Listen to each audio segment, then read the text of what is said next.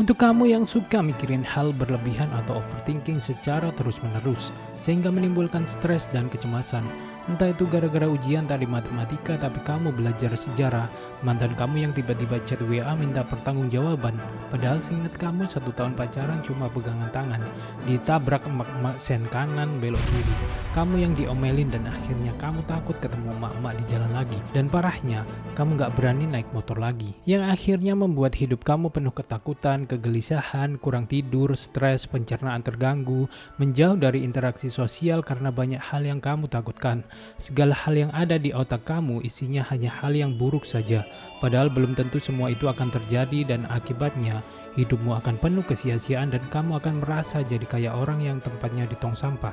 Itulah kejamnya overthinking. Lalu bagaimana supaya kita terhindar dari hal yang namanya overthinking? Beberapa cara supaya kita tidak masuk ke dalamnya adalah: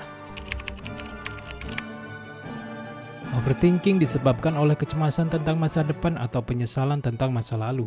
Latih diri untuk fokus pada saat ini dengan melakukan latihan mindfulness atau meditasi.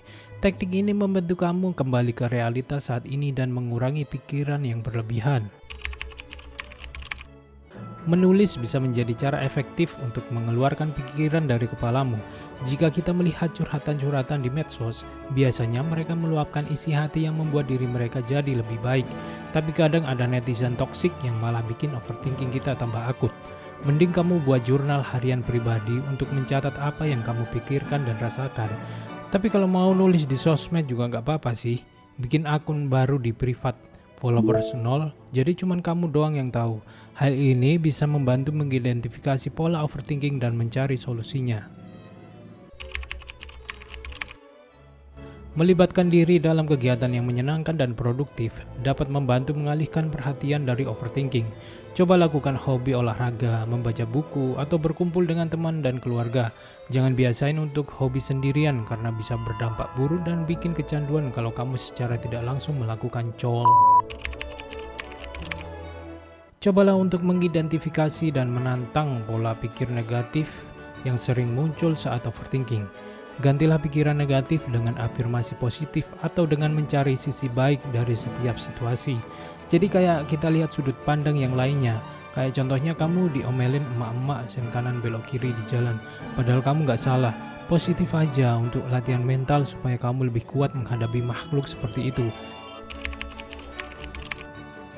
Jika overthinking sudah mengganggu kehidupan sehari-hari dan kamu merasa sulit mengatasinya sendiri, jangan ragu untuk meminta bantuan profesional. Konselor atau psikolog dapat memberikan dukungan dan strategi tambahan untuk mengatasi overthinking. Jangan konsultasi di grup keluarga, biasanya malah kita disuruh ke orang pintar karena dikira sudah kemasukan jin. Apalagi ke teman, malah kita bakal digibah di belakang sama teman-teman yang lain, dikatain cupulan dan akhirnya dibully.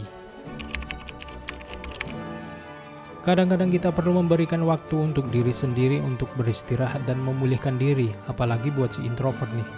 Bakal cocok banget. Lakukan aktivitas yang kamu nikmati dan berikan diri untuk bersantai tanpa merasa bersalah. Main game seharian, nonton Netflix, healing ke tempat-tempat baru, nonton bioskop sendirian, nongkrong di kafe sendirian, dan banyak hal yang bisa dilakukan sendiri kecuali col karena akan merusak sel saraf otak kamu. Daripada terus-menerus memikirkan masalah, cobalah untuk membuat rencana tindakan. Identifikasi langkah-langkah konkret yang dapat kamu ambil untuk mengatasi masalah yang kamu pikirkan. Jadi kamu harus berpikir gimana keluar dari masalah dengan tindakan, bukan malah diam di dalamnya. Bikin otak kamu sibuk memikirkan solusi dan bertindak secara cepat. Kalau gagal ya bikin rencana yang lain. Salah satunya seperti kamu nonton video ini dan subscribe. Aktifin lonceng sudah langkah tepat untuk bertindak, karena kami akan terus update konten yang berkaitan dengan pengembangan diri. Mengatasi overthinking memerlukan waktu dan latihan. Dengan menerapkan tips-tips di atas secara konsisten, kamu dapat mengurangi kecenderungan untuk berpikir berlebihan dan meningkatkan kesejahteraan mentalmu. Masih banyak tips-tips lain yang akan kami bagikan. Jika konten ini menarik dan butuh tips lainnya atau mau mengoreksi, kamu bisa komen di bawah buat kita sama-sama belajar dan berkembang. Terima kasih sudah menonton channel ini sampai akhir. Bye.